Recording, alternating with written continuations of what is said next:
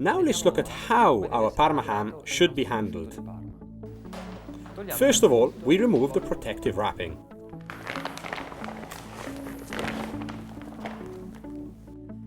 Then we remove the grease that has formed all over the surface.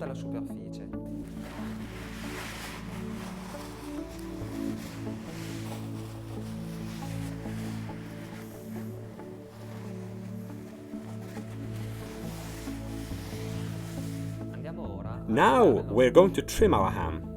That is to say, we're going to eliminate, where necessary, certain parts of the surface, such as a very thin white patina on the surface of the meat, or certain parts of the fat that have become rancid and yellowish. We don't use any products such as vinegar to clean our ham.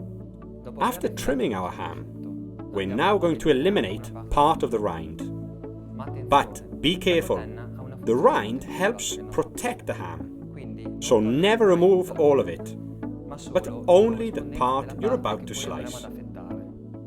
Under the rind, we find fat. When cutting away the rind, we never remove all the fat.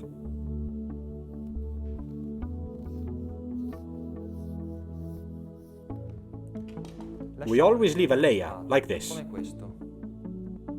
because it's the fat that gives Parma ham its classic sweet and fragrant flavour. Apart from anything else, it must be added that the fat on Parma ham consists of almost 70% unsaturated fatty acids and is therefore characterised by a modest cholesterol content. Now that the ham has been trimmed and the rind has been cut away, we can begin to slice it. There are 3 fundamental rules when slicing Parma ham. Rule number 1, never, repeat, never slice ham with the rind on. Always remove the rind from the part you are going to slice. Rule number 2, only slice ham when asked by a customer and avoid exposing it to the air for too long. Preparing slices beforehand and leaving them in the refrigerated counter display until they are sold is absolutely wrong. The slices dry out, they change colour, the ham becomes salty and the taste is ruined. Parma ham is more delicate than other hams because it contains neither preservatives nor colouring, and so it has to be handled with greater care. Rule number 3, the slices must be thin as possible. To slice deboned Parma ham, a slicing machine is used, precisely because it produces very thin slices. This can be manual or electric.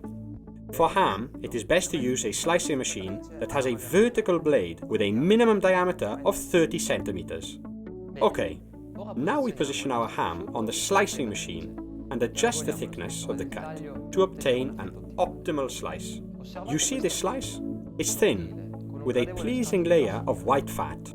Observe the colour of the slice, red tending to pink.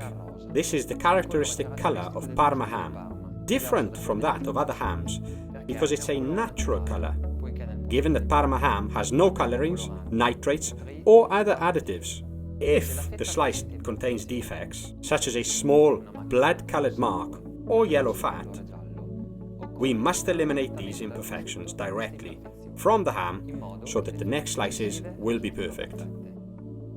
If instead we find in the slice a small white chalky spot, this is not a defect. It's tyrosine, an amino acid from the proteins that crystallizes during maturation and whose presence is typical in hams that have been matured for a long time. The slices are laid on a sheet of food-grade paper, not one on top of another, but partially overlapping, in this way.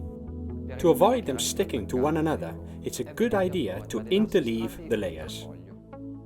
The ham should be cut right up to the shank, more or less at this level, after which it becomes practically impossible to produce nice thin slices. Nevertheless, the final part of the shank is still usable. We can prepare some thick slices to be diced or julienne cut for cooking with. Then the very last part can be used to prepare a fine stock. Hand cutting is generally reserved for on-the-bone ham. For instance, it may be suitable when we serve Parma ham with aperitifs. We need a ham clamp and a long, thin knife.